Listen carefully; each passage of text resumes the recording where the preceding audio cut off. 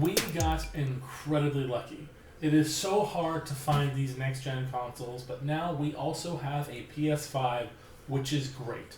But we wanted to show you guys what's inside the box, what you're getting when you purchase one of these, so you're not surprised. And let's talk about it. This one is the one that comes with an actual game. I was convinced that consoles aren't going to come with games anymore because they were so hard to find these next gens. But this one does come with the Horizon Forbidden West and a DLC code. So let's bust this open and see what's inside. The seal up on top. Interesting design for the box. So it's one piece in the flap.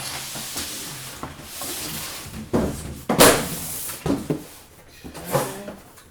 Another tab here. I love that logo branding there. Pull down this. We've got more things to pull out. Okay.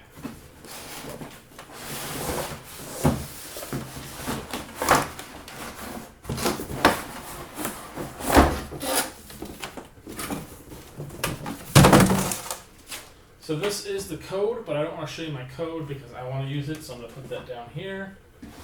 And then this would be the console.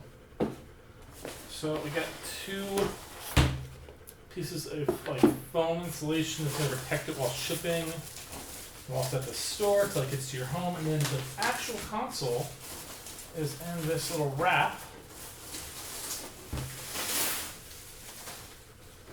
Okay. And there is the Devil's Wi-Fi router. That is very interesting in its style. Okay, so we have the disk drive here. And then we have what appears to be the power button, the disk eject. We have a USB-C and a USB-A right there. And then on the back side, we have power cord, HDMI, internet, and then a couple other USB-As. So that is, it's a lot larger than I thought it was going to be, I'll be honest. I mean, not wide, width it's fine, it's just the height is very long.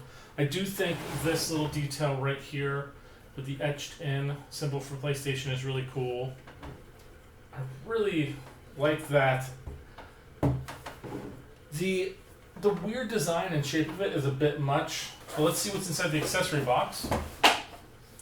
So we have manuals, safety guides, what I'm guessing is the controller,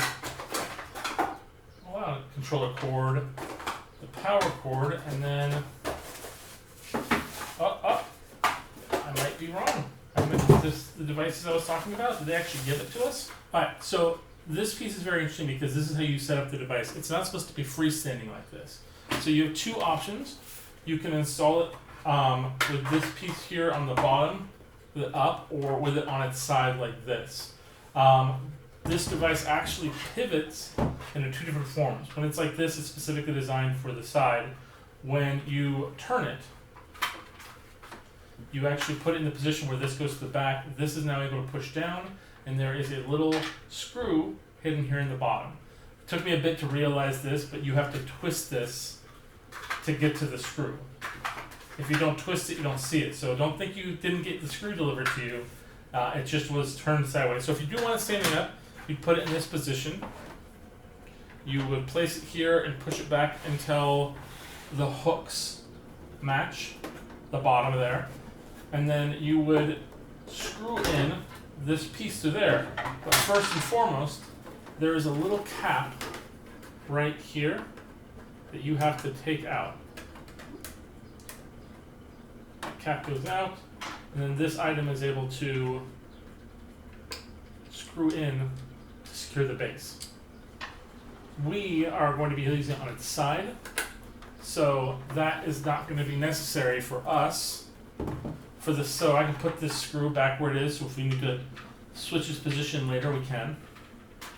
And it's not lost. But what you do with this is, once you've got it in this position, with the PlayStation logo up, You're going to place it on here.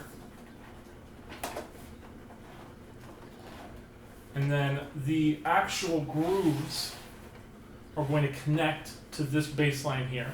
And then it will sit on its side just like that.